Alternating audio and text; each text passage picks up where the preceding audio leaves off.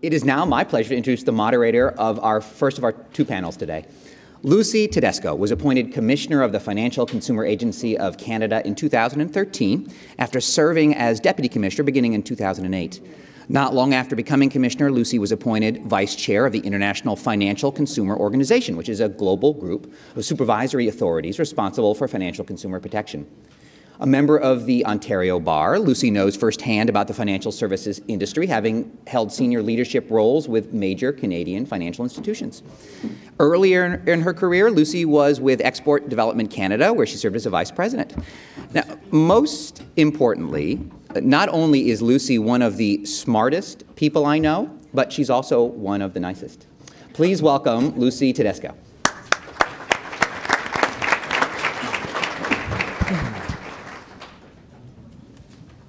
Thank you, Jason, for those kind words.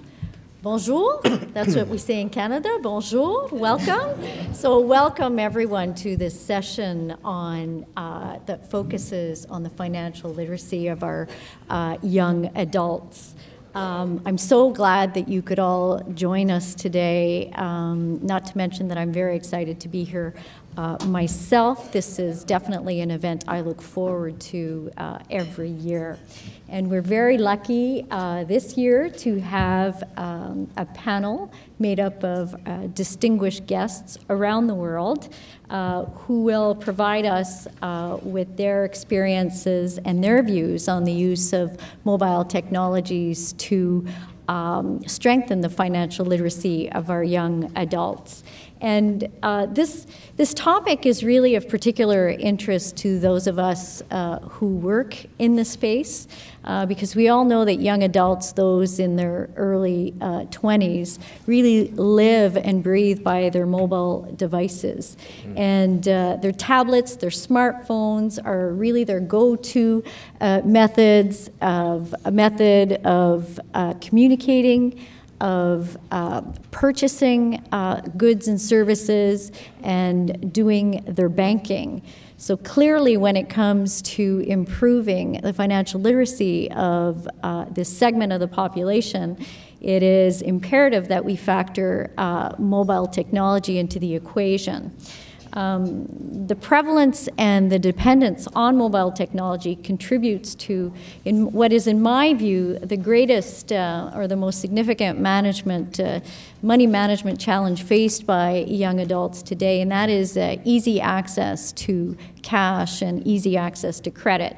And research shows that electronic payment technologies, including mobile, remove many of the interrupters we are used to in the purchasing process that give us the opportunity to reconsider our purchases. In fact, it's interesting, and I apologize for referring to my cell phone, but as I'm ready to step on stage, I received an email from one of my staff members who said to me, Lucie, for your chat this morning, CNBC has issued an article suggesting that mobile payments would lead to more consumer spending as it further reduces the saliency and pain of payment. So I invite you, if you would like to read that article, I could send that link to Jason, and perhaps he can put it up on the website. But I thought that it was very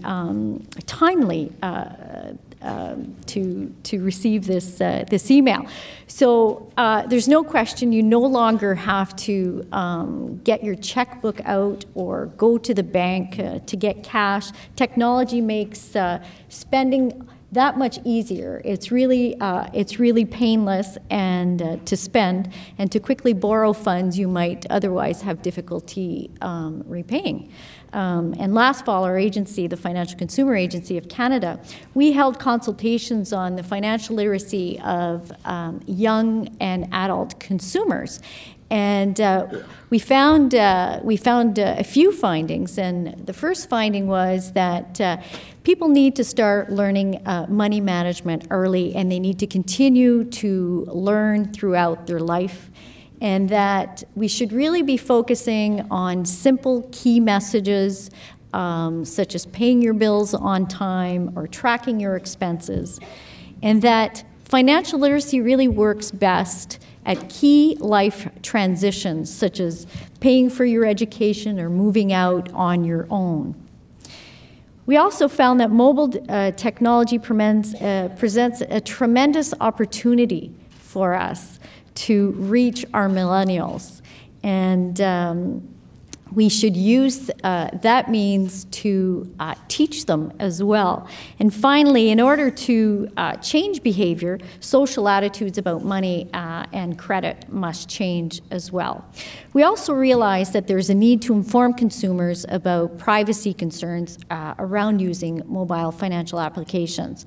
And privacy policies are essential to protect the users of mobile technology, particularly in financial transactions, to keep their identities secure and to prevent fraud.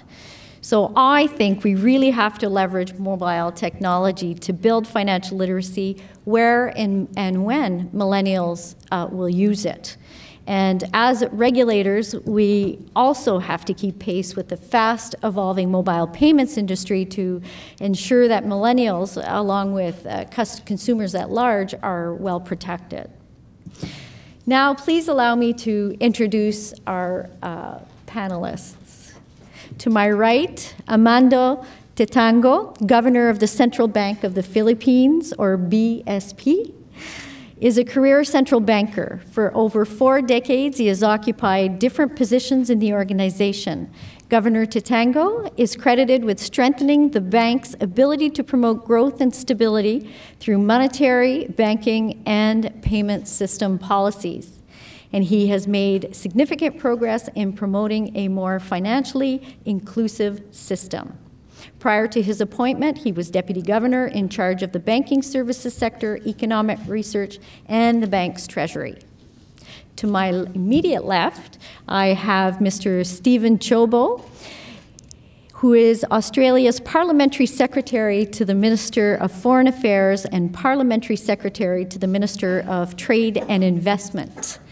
Prior to holding this portfolio, he served as Parliamentary Secretary to the Treasurer and was an alternate governor to the World Bank, Asian Development Bank, and European Bank for Reconstruction and Development.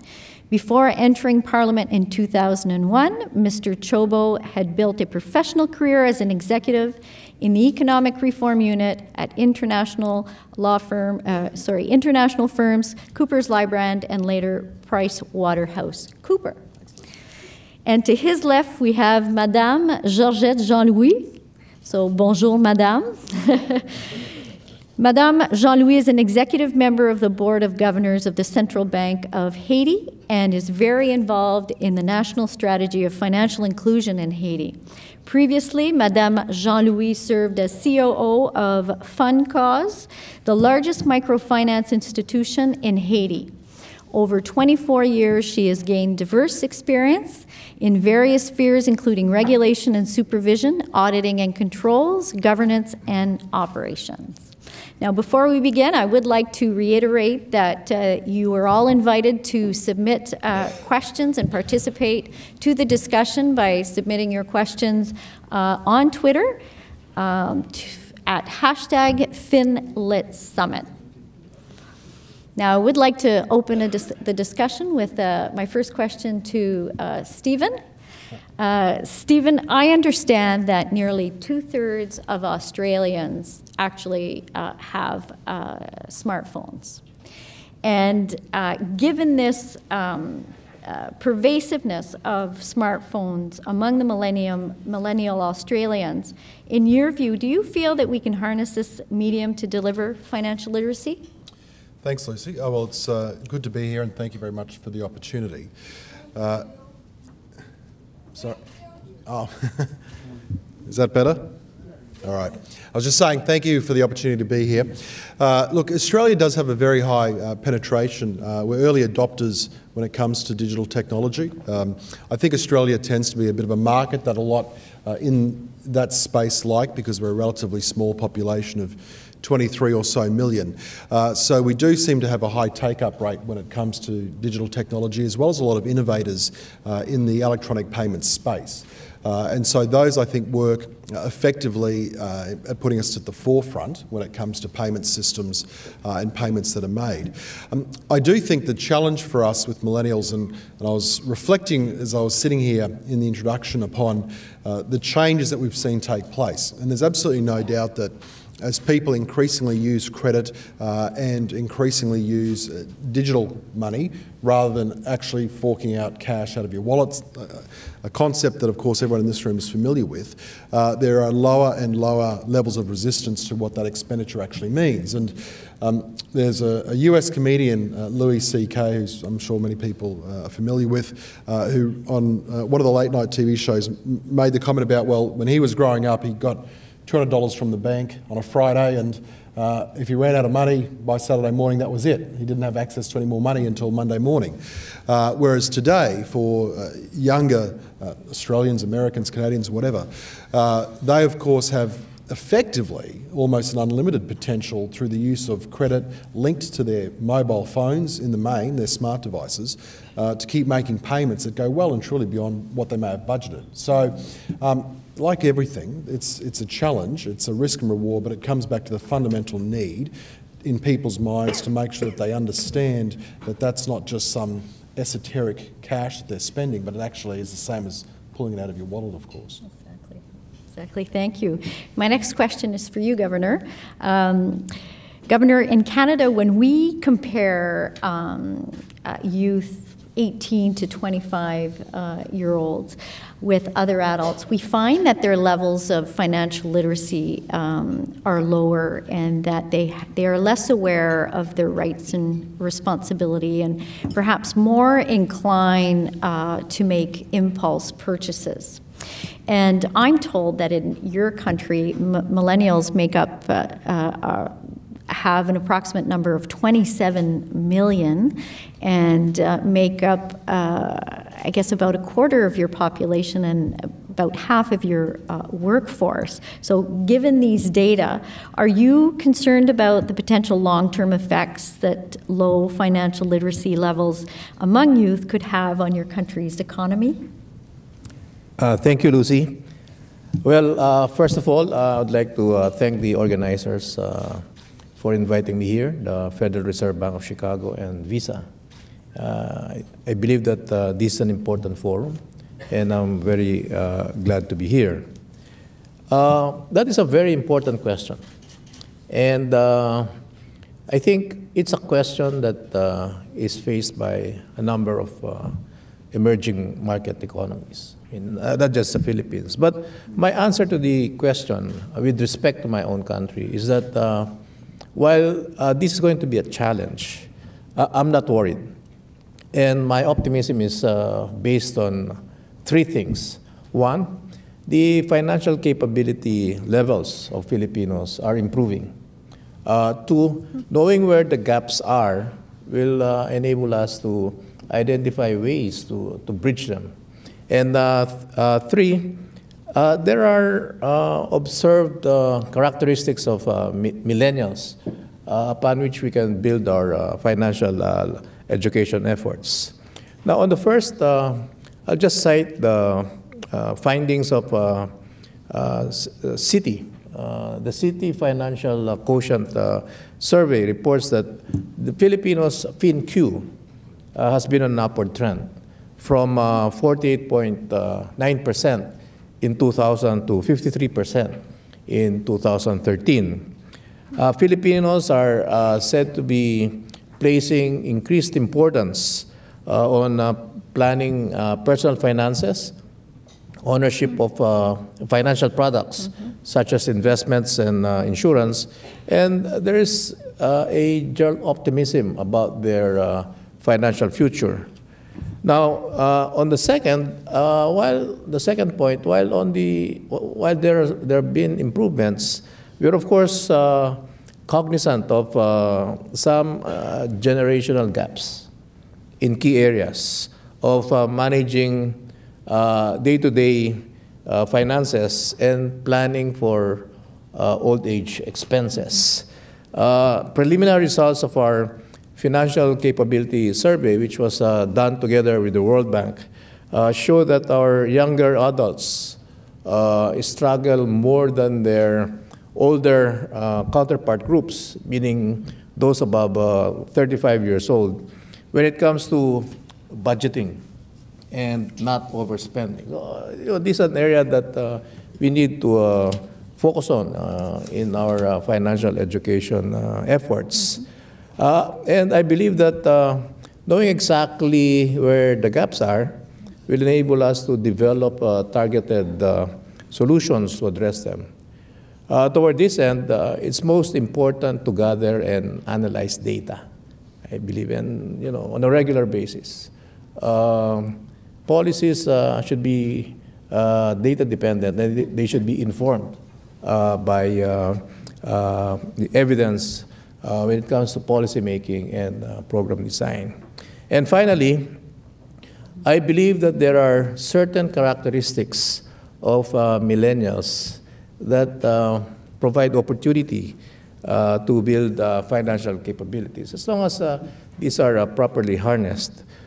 Several studies, for instance, as well as surveys, have surfaced the millennials' greater awareness and impatient desire for change to make a difference and address global socioeconomic issues.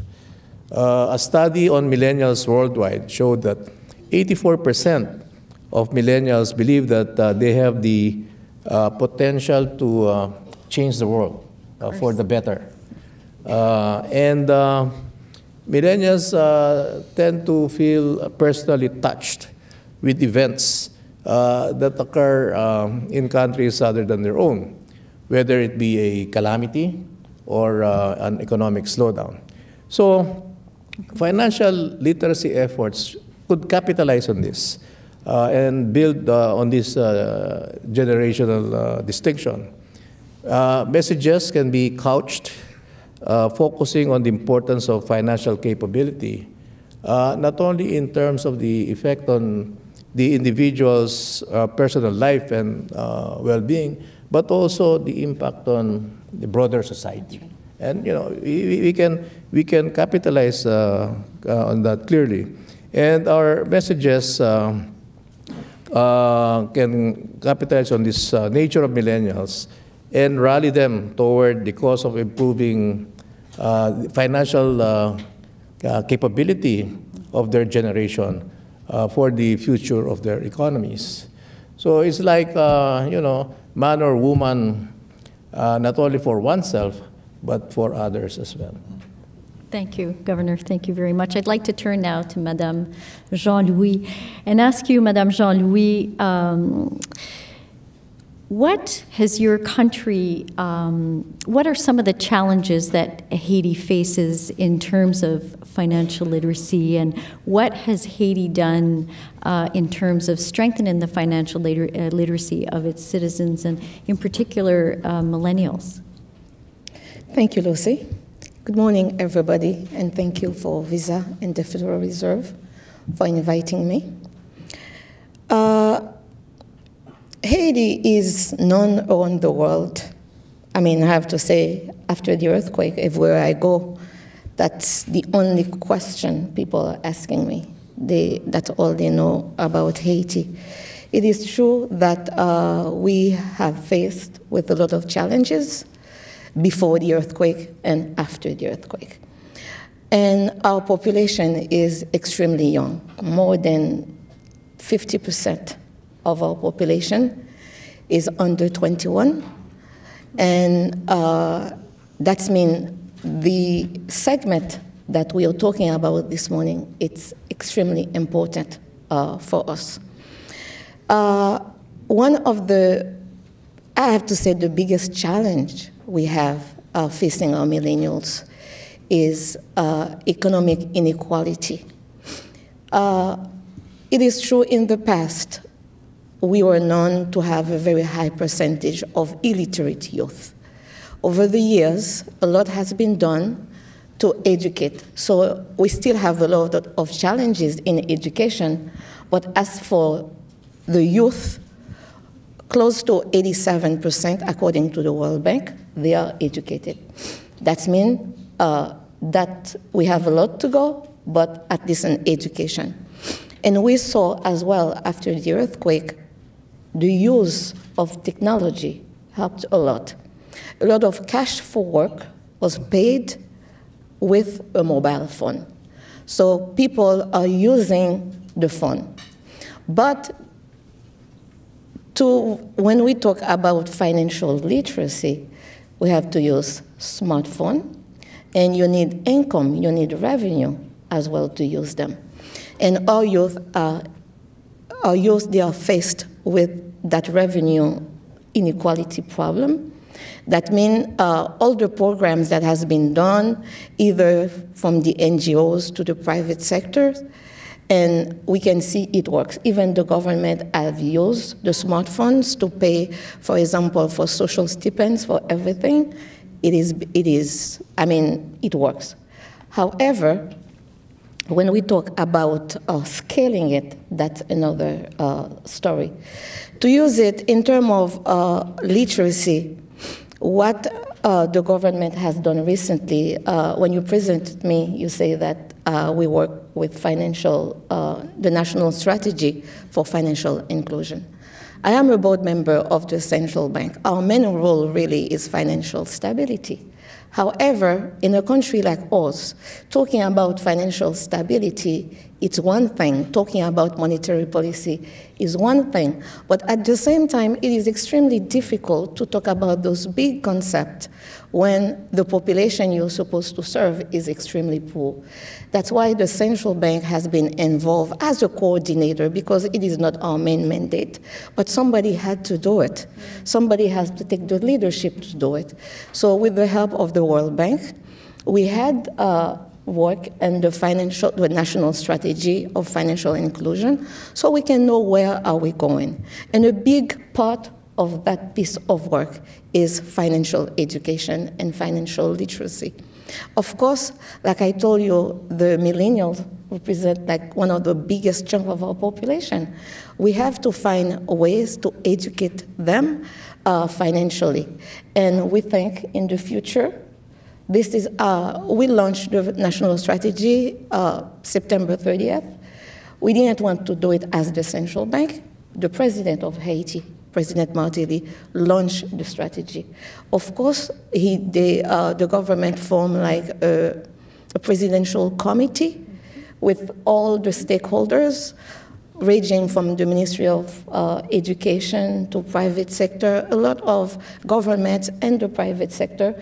We put ourselves together to find ways, better ways to educate our young people. First of all, we know they are literate. We know they can use smartphone. We know they use it. Programs that has been done using the smartphone works. Of course, they need revenue and education to go with that.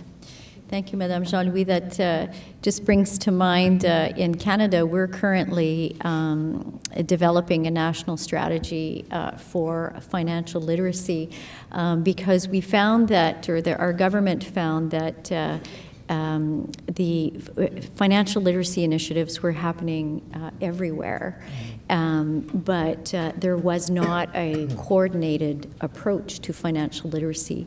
So our government actually appointed the first national financial literacy leader, and Jane Rooney, a colleague of mine, was appointed as financial literacy leader, who works within our agency, and she's currently, along with stakeholders, working very, very hard to develop a national strategy, which we will hopefully launch later this year. So congratulations on the work you're doing with financial inclusion. I read a research paper last year, and it was published last year, and it was titled Financial Literacy Around the World, an Overview. And that report found persistent gender differences in financial literacy. In most cases, women were less financially literate than men. And I can say that this pattern is certainly consistent with what's happening in Canada as well.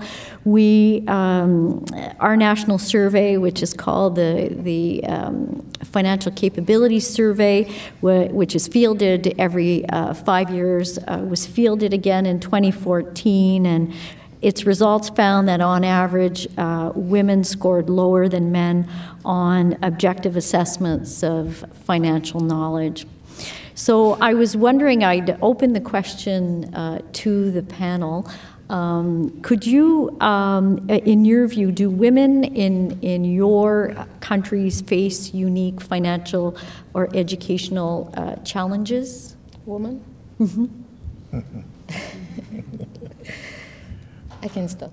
Yes, okay. Please do. The women of Haiti are very vibrant women. Anyone who has been in Port-au-Prince or any place in Haiti, you'll find a lot of women very active in the marketplace. And I worked in microfinance. And the institution that I work with, Foncoze, is still today the largest microfinance institution in Haiti, and 98% of our clients are women.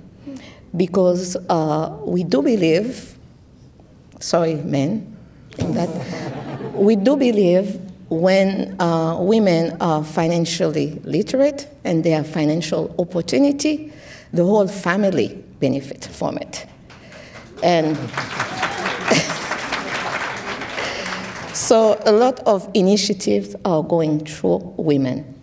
That doesn't mean we put aside the men, because at the same time we say that it has to go through women, but we do believe in family. We do believe when the family work together, when the family are educated together, it is better for the whole family and for the whole society and for the whole country. So on our financial strategy, we didn't really segregate men and women. But in the works that have been done on the field, we have a lot of research practitioners done with women. And once again, this is something that works. But we believe in, for example, men, even though you see a lot of women in the streets, but men still play an extremely big role in the society. So they are still considered in a lot of places as the breadwinner. Really, I have to admit, there is a difference between the rural and the urban. So since our population it wasn't equally divided, it was more rural than urban now, with a lot of migration to the urban. So we have, even when I talk to practitioners who are really doing that work on the field, they told me education for rural women or rural youth, it's different than education for urban youth and urban women. They don't have the same objectives. They don't have the same thing. So yes, women play a very important role in our society. And for the time being in our strategy, we didn't segregate women and men, but in actual operations, there is a big difference. Thank you. Of course. Governor. If I agreed with the findings of the study, my wife will probably have something to say about it. But kidding aside, we have a somewhat different experience in the Philippines. In the Philippines, we have the distinction of women being more financially included and as equally financially capable as men. This is a finding from of a study conducted by the World Bank. In the Philippines, women do not have lower levels of knowledge, of financial knowledge, as compared to men. Quite different from the 2013 OECD study. I don't know if that's the study that you are referring to, that found out that women would generally have lower levels of financial knowledge. But because of the relationship between financial capability and being able to access financial services, women in the Philippines are 16 percentage points more likely to be financially included than men, regardless of other demographics like income or age. And we have a similar experience as Haiti. In the Philippines, we have an active microfinance program, and the Central Bank is supporting this. What we have found out is that the successful micro-enterprises are, in general, organized and run by women. And when the micro-enterprise expands, obviously the micro-entrepreneur will have to hire additional people, so to generate employment. And the first person that the wife normally would hire is the husband.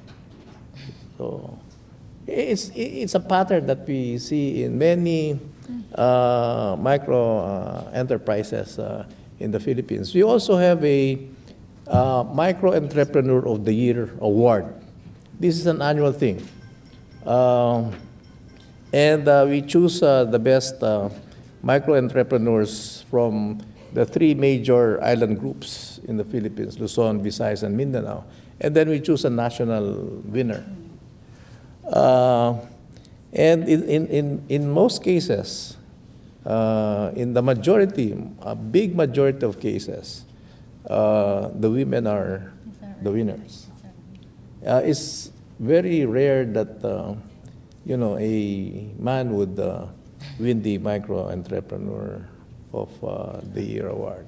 So I think, you know, it's a somewhat different experience. Of course, the Philippines is a matriarchal society, basically.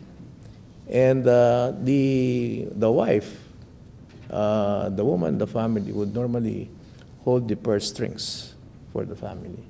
So she's the one in charge, generally budgeting. In my house, we call that the Minister of Finance. The Minister of Finance, yes. And they're quite strict. They can be quite strict, so, yes. Which is good.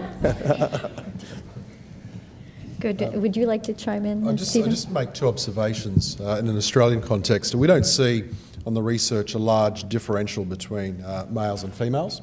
What we find is that challenges with financial literacy tend to exist across strata, and it's not a gender-specific difference. So we'll see incidences of deficiency, you know, in those from lower socioeconomic demographics right through to those in higher. So the incidence is reasonably high, and that's why we've got a national program called Money Smart, focused at financial literacy. And the second observation I'd make is that we actually address this through our aid program as well. Australia is quite a generous donor in terms of assistance and aid, particularly in the Pacific. And so we have a targeted program throughout the South Pacific as well, because what we do know, it picks up on the 2 points that the other panellists made, is that typically, take for example remittances, we have a thing called the seasonal worker program, where we will invite seasonal labour in from more impoverished South Pacific countries to work in Australia.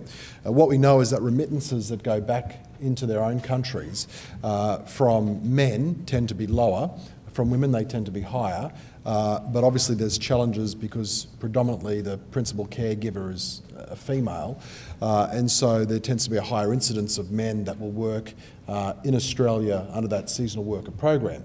But where it is a female, the remittances back to the families are higher.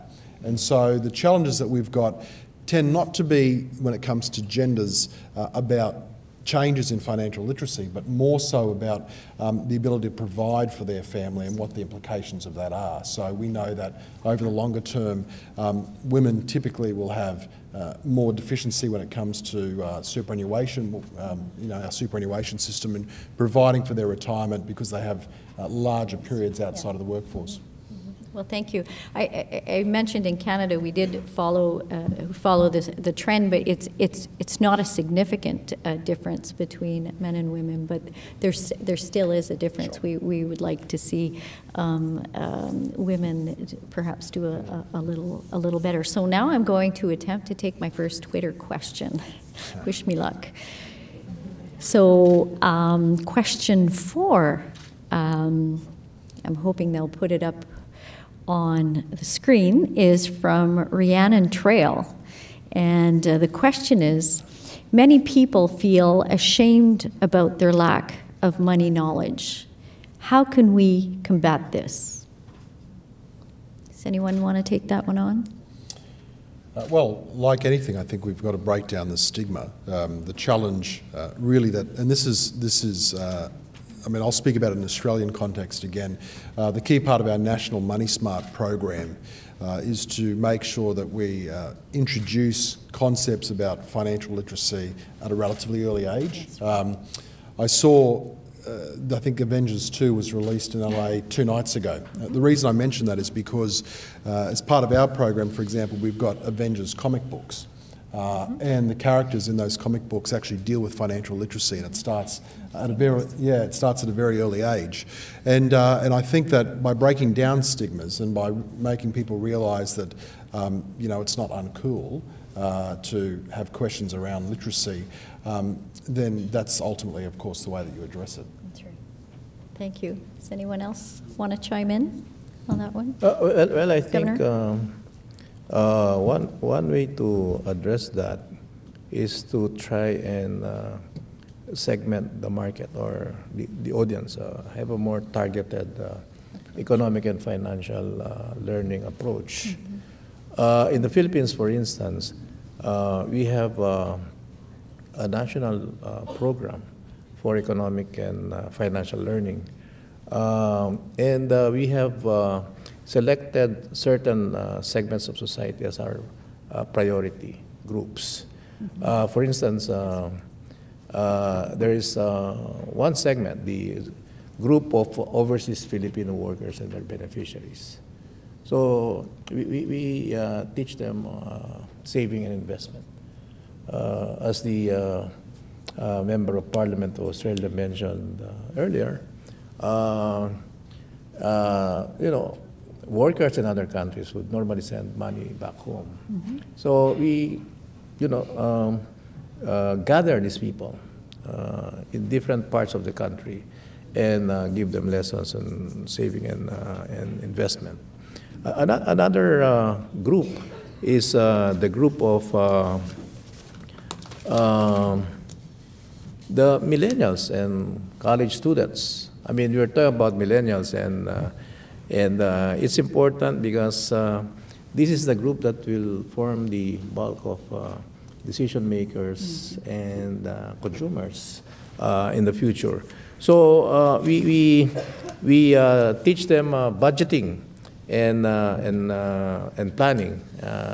So we have financial expos that we conduct all over the country, which are modular and interactive. And we also use YouTube for the delivery of financial literacy tools. The unbanked, we also target them for personal finance management and consumer protection, and the public in general for awareness of the economy, the central bank, as well as the banking system. So we have found out that in the exit surveys that we would normally conduct after a learning session, that they're quite appreciative, and they say that they value they're learning from these activities that we conduct. So what we have done is to expand this. We have economic and financial learning centers in our regional offices and branches all over the country. We have about 22 regional offices and branches right now.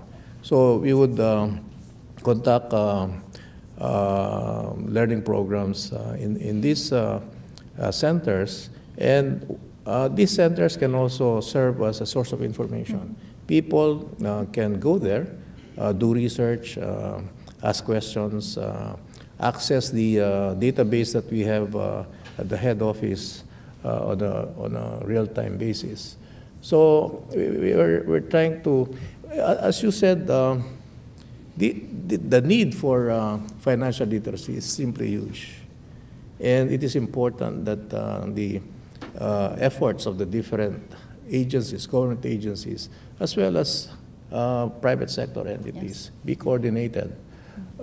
In our case, we are now drawing up a national strategy for financial inclusion. So it's broader, because we believe that financial literacy, financial inclusion, and consumer protection are all complementary, and can be pursued alongside each other. Right. But in this national strategy, there are 4 components, and financial education is one of them. Thank you. The U.S. Treasury Department and the Department of Education recently assessed U.S. millennials' level of financial literacy at a D+. And this year, the 2015 OECD Program for International Student Assessment will be administered, I'm very happy to say, for the first time to Canadian high school students. And we have, I believe, 7 provinces participating to this assessment this year, and we're very excited to see those results so that we can obtain a benchmark and move forward and focus on those areas that need focus. But I was wondering, how would you grade your millennials' level of financial literacy in your country?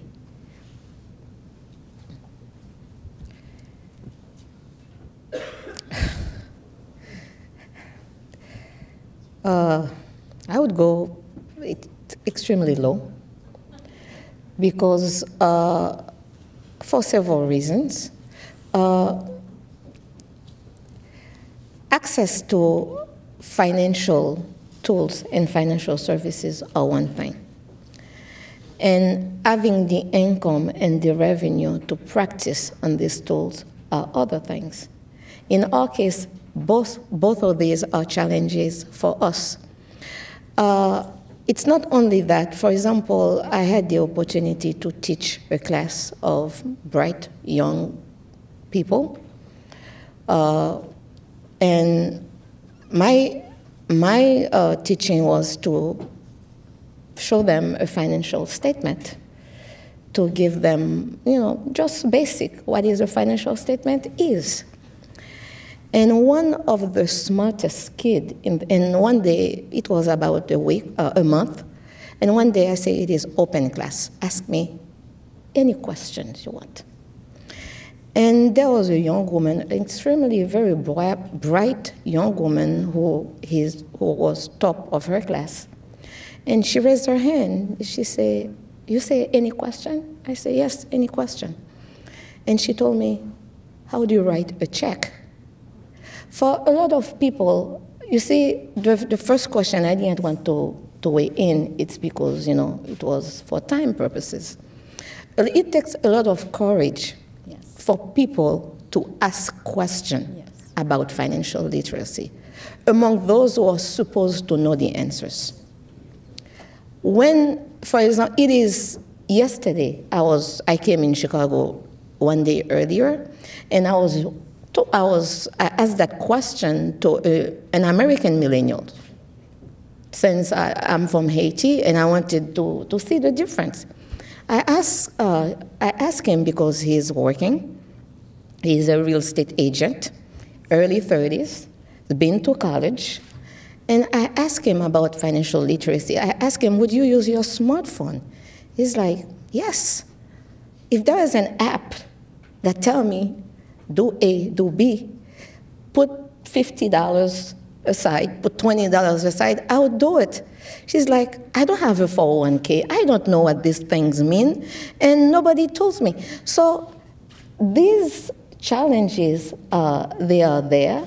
So in my country, like I say, we have challenges in terms of, I say, revenue, in terms of access.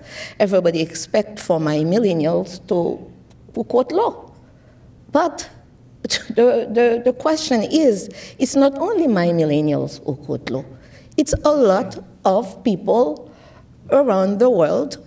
They don't ask the question. They are scared to ask the questions because people expect them to have the answers, where they don't have the answers. Absolutely. Very well said. Minister, would you like to chime in?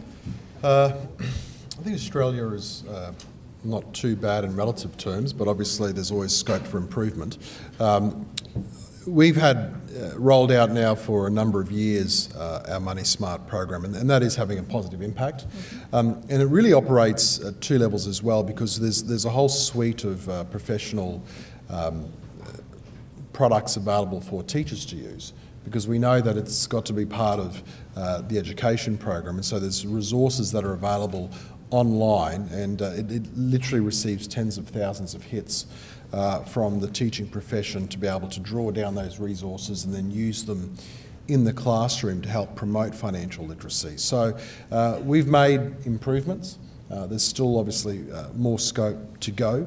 And the other thing that we've looked at doing is adopting the OECD assessment around financial literacy, which we're making it as an optional rather than prescribing it, but as an optional assessment piece to obtain those benchmarks that are available. But the Money Smart program is also constantly benchmarking financial literacy rates in Australia to make sure that we are appropriately targeting resources and achieving the kinds of outcomes and improvements that we want to see from the investment of taxpayers' money. Very good. Governor? Yeah, hard to say. I guess there'll be a wide range of the financial literacy levels of Philippine youth. But overall, I would give them a passing mark. D+ is a passing mark, right? Is it? Not at my house. Okay, I'll give them probably a C. Okay, but this shows us that there's room for improvement. Yes. And as we mentioned earlier, the task is simply great. We recognize the gaps, which I mentioned, particularly about budgeting and living within one's means, not overspending. But there are also strong points, like the FinQ is improving, which gives us in the Philippines a degree of optimism, that we'll be able to continue this upward trend through the proper financial literacy, financial education programs that has to be coordinated. So to give it the most impact. So probably a C, but hopefully it will improve over the years. Great. You talked a little bit about coordination, and that's the next topic I would like to raise. Who should lead the efforts to strengthen the financial literacy of our youth or our young adults?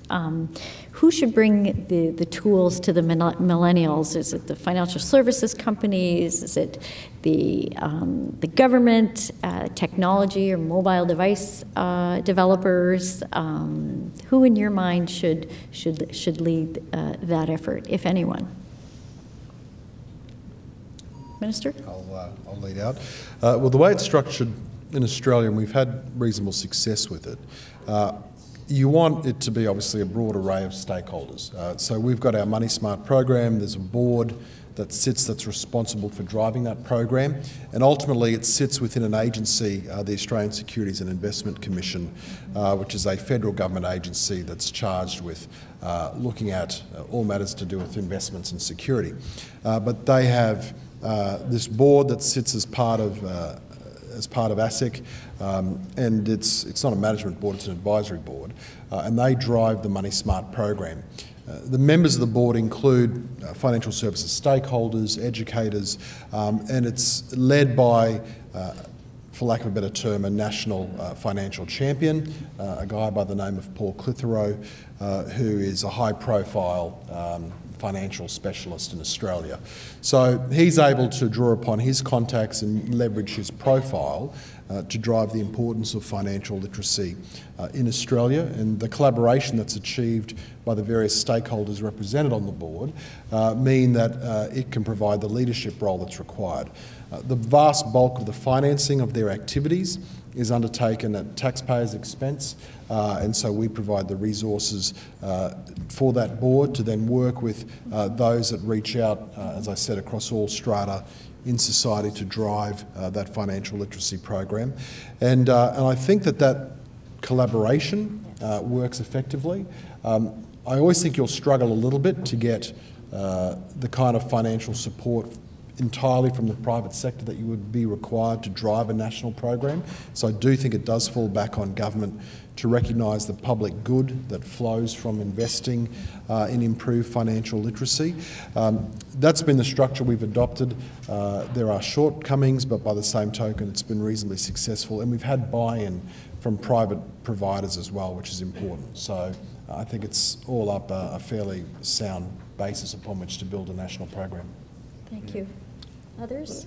Governor? I think it's a shared responsibility because it also offers shared opportunities. But in terms of coming up with an overall strategy, I think the government has a big role to play there. In the first place, for instance, in my country, different government agencies have their own financial education, financial inclusion programs. We have it in the Central Bank.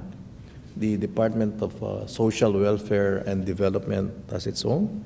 The Planning Office, the National Planning Office has one. The National Budget, the Department of Budget and Management also. So we need to coordinate all of this, and the idea behind what we are trying to put together as a national strategy for financial inclusion precisely tries to address that.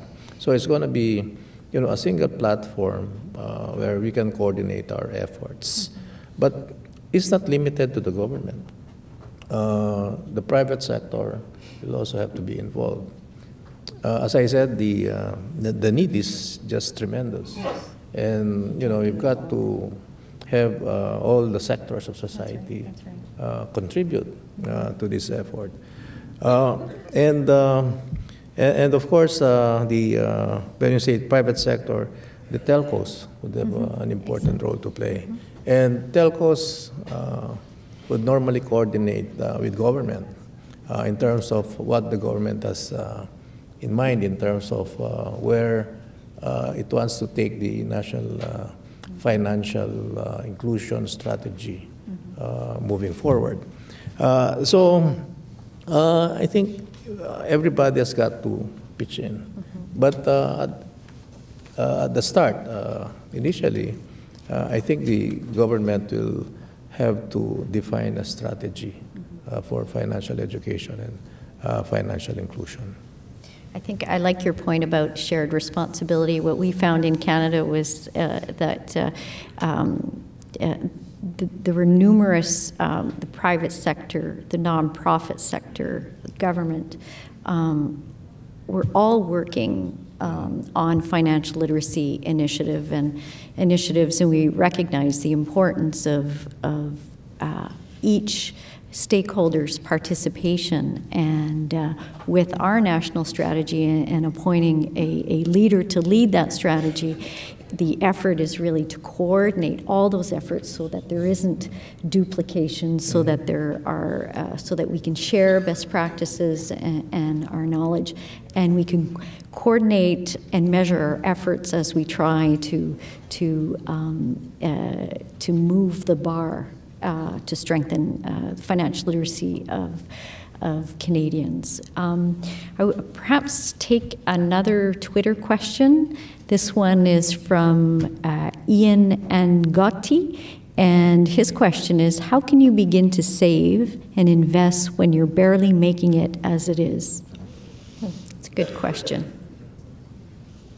Who would like to take that one? Madame Jean-Louis.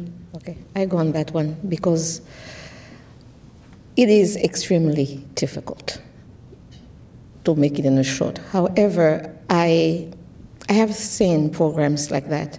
For example, one of the organizations I know work with, they had a program from the youth. As a matter of fact, I traveled to Uganda and to Bangladesh to see like a youth program like that, to see, to leapfrog it, to bring it back home, to see how it can work. And as a matter of fact, we work with young people in a rural area to see if they can save. One of the reasons they didn't save before is because, first of all, what they have is extremely small. When it's extremely small like that and you are in a rural area, you don't have financial institutions to take it from you, and you have to walk or you have to pay high fees of transportation to bring it to the next town, to the next city to deposit it. Sometimes it doesn't work because it costs them more in transportation than it is to deposit what they save. But what we saw, what that program showed to us, that they are really interested, because before I told you there is a difference between rural youth and urban youth. The rural youth, it is there because they would save for other reasons than the people in urban. They want to save for their crops. They used to save, to buy livestock. They used to pay. They want to save in order to get married. They want to save for a lot of reasons. And first of all, when we talk to them, the little thing they have, we taught them how to save it, but in a sense, the access of financial institution needs to be there. And this is where we think that mobile phone can play a big role. Because to open financial services in extremely rural areas where you don't have a lot of people, it costs a lot of money. But if you can have agent in that rural areas, it doesn't matter how much you have. It is small or big. With the mobile phone, you can save it. So this is what we have companies in Haiti that we are working, actually. We did put the guidelines on mobile phone and things like that. In other countries in Africa, it works. For example, we have lots of success story about M-Pesa, about other type of platform, which it works. But for small amounts, it has to go to the mobile phone to decrease cost. For me, that's how I see the future. Thank you. Thank you. Well, I think that shouldn't be a constraint to setting aside a certain amount and save. Certain interventions or solutions can be found to accommodate even the smallest amount. The difficulty of opening and maintaining a savings account in banks, for instance, has been mentioned as being difficult for those that have very little in terms of savings. Take the case of children. Children normally don't have a lot of spare cash, right? But it is important that you start them young. in terms of saving as well as money management. So in the case of the Philippines, there's this example of a kiddie savings program. Okay, so it is a savings program specifically designed for children in elementary school, and there is no minimum maintaining balance. An account can be opened for as little as 100 pesos, which is about just a little over $2. And parents are encouraged to match the amount that is saved by their children. And we've found this to be quite successful. There have been a number of banks that are now participating because it's not cheap. Administratively, it's costly to service and administer small savings accounts by banks. If you're a bank, in terms of cost, it's not quite attractive. But given the social benefit, they've taken this as a part of their CSR, and it's increasing. They've reached about 500,000 grade school pupils already, and I met with them recently with the banks, and we agreed on a target of 1 million. I said, this year? They said, we'll try. So they're doing their ambitious. best. Quite ambitious, but we want to expand it to include other banks. Starting them young. We also have a program in the Philippines where saving and money management lessons are taught in elementary school. And we coordinated with the Department of Education for this to become part of the school curriculum. And, it's been quite successful. And to supplement that, we have organized, again, an awards program for the best teachers in saving and money management. And this program is nationwide. So together with the Department of Education, we venture out to the different public schools all over the country and see who's qualified and who's deserving to receive the award. Teachers are really an integral part of the process. I completely agree. Of course, please. One thing I wanted to add about people who barely can make it to save. It is extremely important for people who can barely make it to save, because when you have so much vulnerabilities in your life, even though a small little amount to save, whatever, if there is a sickness in the family, or you have an hurricane, you have an earthquake, you have whatever it is, if you don't save those little amounts, that will be the difference between a poor people with debt and a poor people without debt. Being poor is bad as it is, but being poor with debt, it's even worse. So we encourage people when, for example, it's seasonal revenue, it doesn't matter how big or how small it is. Saving is part of the financial literacy. When you live in an environment where social benefits, as hospital, as education, as insurance, it's not something that are available to the poor. So they themselves, they have to put that barrier. So we ask them to save, as small as it is. Saving should be part of their financial well-being. Thank you. I was just going to add from a policy perspective that, look, I understand the question, and this is something that policymakers turn their mind to, obviously. In an Australian context, we have a compulsory superannuation system, which mandates, at the moment, 9.25% of your pay must go into a superannuation fund. And people have choice as to which fund that is, but typically there's a default option that most employees use, and that default option will be generally tied back to the award rate and the award that particular person is employed under. That system's been in Australia for quite some time. It's had strong support from both sides of the political aisle, and I think now Australia has the third highest pool of superannuation in the world for a relatively small country of 23 million. I think we're at around, don't quote me on this figure, but I think we're around... There are more millennials in the governor's country than there's... But this is the policy challenge, right? And so this is the policy challenge that governments need to turn their minds to. I think, as I said, I think the lump sum is around about 1.5 or 1.7 trillion that's sitting in superannuation funds in Australia. So as a policy tool, as I said, with bipartisan support on both sides of the political aisle, it's been very effective.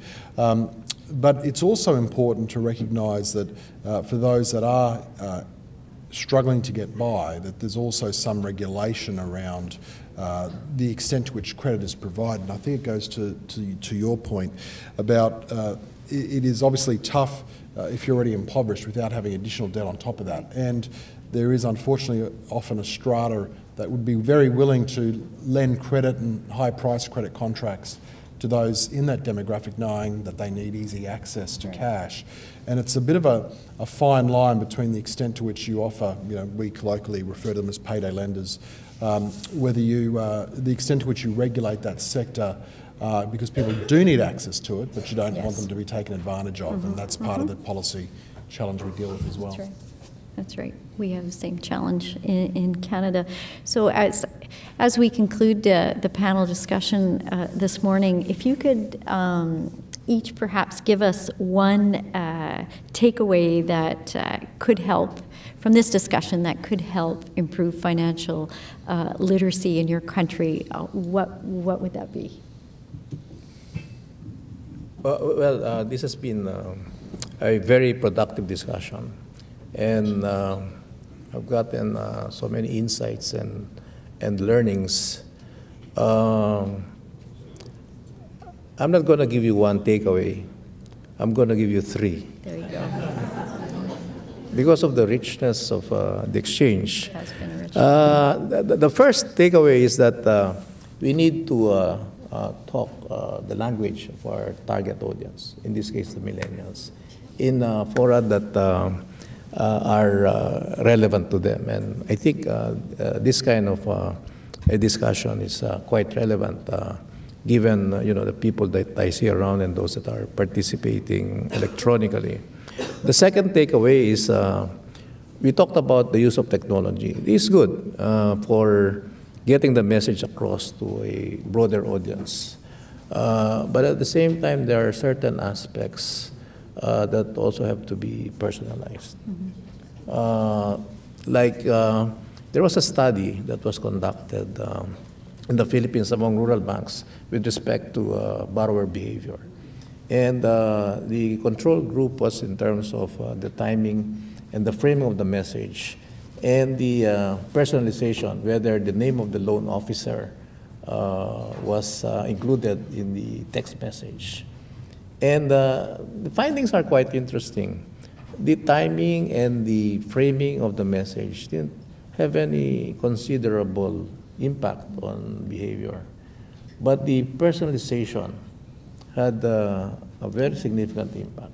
There was a 41% reduction in the loan not being paid for those cases where the name of the loan officer was added at the end of the text message. So that is quite interesting and I think is important. And the third takeaway is that evidence-based decision making is important. So our policy should be informed by data that should be gathered and analyzed, and progress of the different projects and programs that we have should be continuously monitored.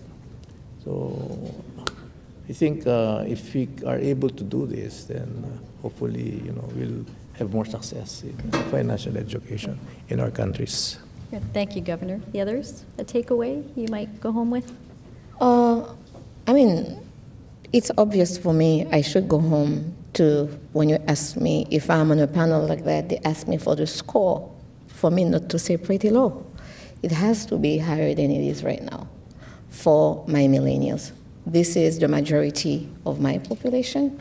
They are young. They should have access to financial tools for their well-being, to better themselves. But in order to do that, they need income, they need financial literacy, they know when they have the income, what to do with it. And that gives me a lot of, pump me up to go back home and to work harder than I am working now.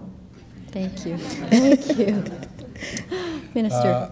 I think the discussion that we had around stigma and putting increased focus on breaking down any stigmas in relation to asking for help, that's a pretty important takeaway, because I think it's one thing, again, the point you made, it's one thing to have these tools available and to even have it as sort of part of a curriculum, but then it's a separate thing to actually have people engaged by breaking down the fear that you'll look foolish or in some way, embarrassing if you ask questions around, basic questions around how to write a check or make a deposit on a deposit slip or whatever it might be. So, definitely take that back.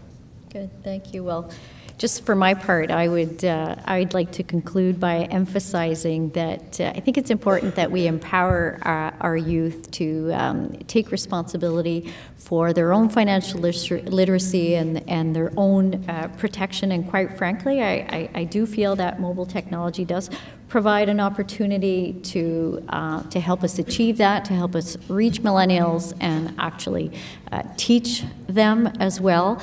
I echo the governor's comments. I think and I hope you all feel that the discussion this morning has been rich. I truly have appreciated your insights, and thank you for sharing. And with that, I would like to thank you very much for having traveled all that way and shared your experiences with us. So thank you so much.